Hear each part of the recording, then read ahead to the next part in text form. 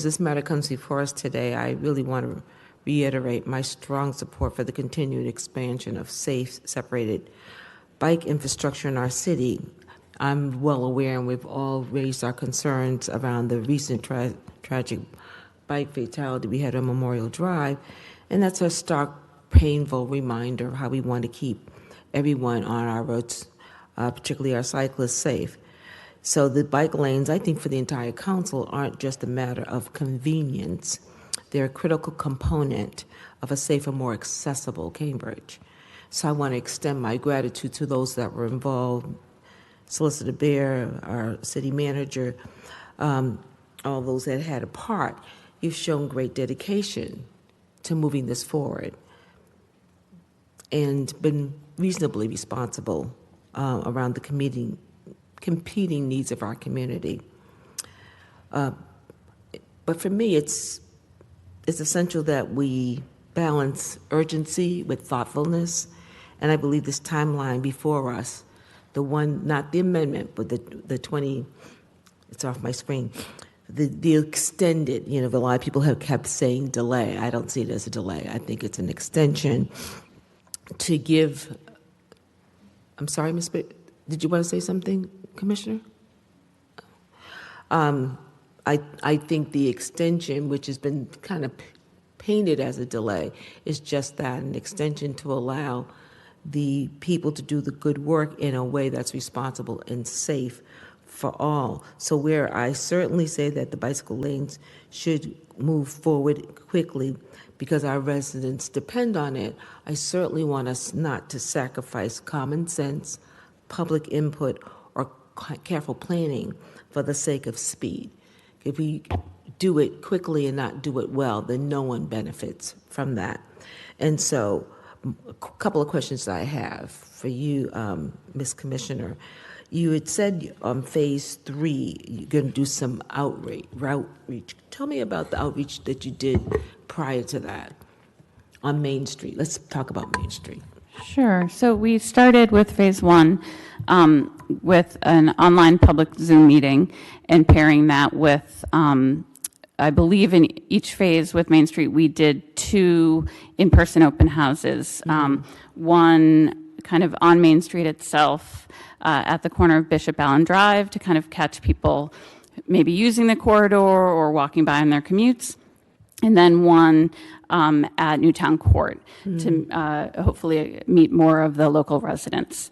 So we did that for the phase 1 of the outreach when we were doing the initial feedback on kind of current conditions. And then we went back and we did that in phase 2 with our draft plans. We also, and we did the same kind of 1 online and 2 in person.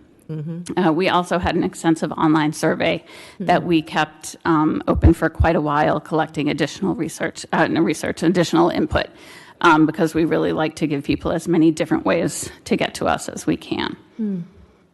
So my question is, how many people were participated, and do you know exactly where they may have come from? I don't have those numbers in front of me. It'd be good to know that. I'm sure you and CDD are aware that there are 4 houses of worship and about 4 restaurants. Have we adequately reached out to them? We have definitely been trying to reach out to all of the business. We have reached out to all of the businesses and the churches along the corridor. If there are additional churches outside of the corridor that we should be reaching out to, I'm happy to have a separate conversation about that. But well, there are a number of churches that you should reach out that are outside the corridor because they're very close to the corridor, number one.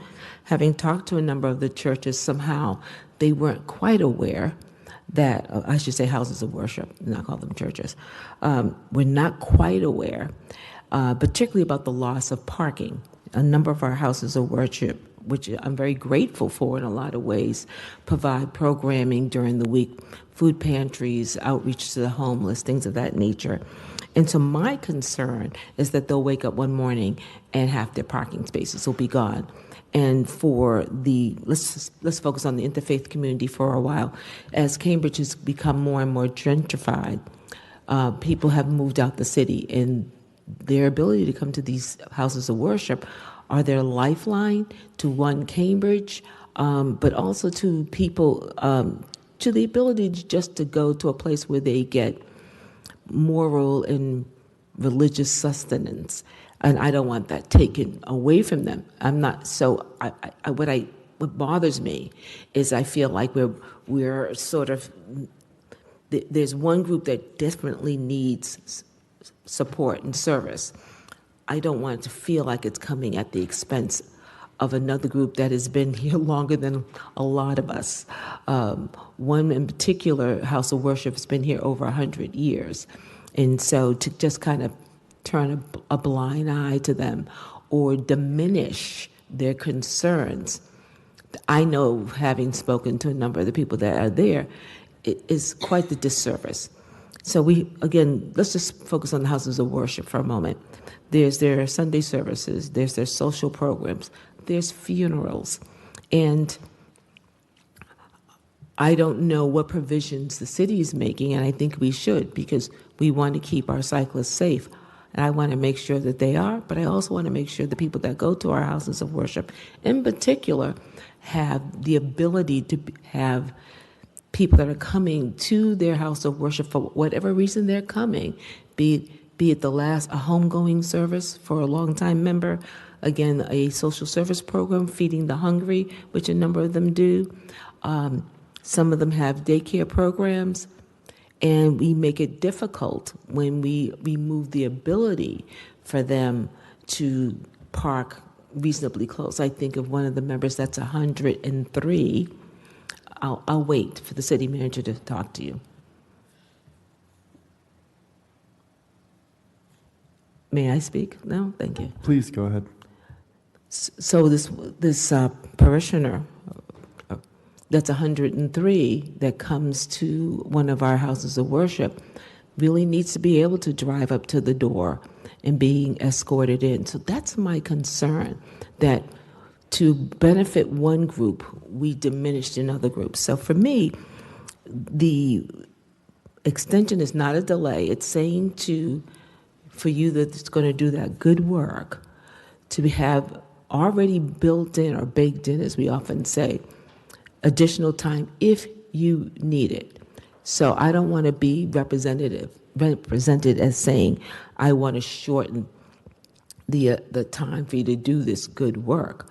I want you to understand that by keeping the date to 2027 just gives you more time. And I think it's the way you sell it to people. You know, if you say, well, we have to 2027, people are going to say, well, I don't want you to do it until 2027. May not be quite accurate. I think people don't want to feel rushed, and they don't want to feel as though I'm giving something, but the city's giving to one group and taking away from us. So it's a real delicate balance to say we're giving this benefit because we want people to be safe, but we're not going to do it on this bridge called your back. So I would really like to see your outreach timeline. I can bring that by way of a motion. I want to know who you spoke to. How often did you speak to them? I know surveys are wonderful, but everybody doesn't use surveys. And so we have to look beyond the normal way we do it. Are they monolingual? Are they multilingual? Are you really digging down deep to make sure that we do this wonderful thing for one group of people while not disenfranchising another group? So I will yield the floor on that. But that's my concern. So one, I don't see this as a delay. It is clearly an extension. I've heard my colleague or colleagues say, if you can get this wonderful benefit done by a certain time, great. But to give you the bandwidth to not have to come back or apologize or do it sloppy, to have to 2027 so the work is done in a way that is really beneficial, but doesn't do it on the back of other people. I'm going to yield the floor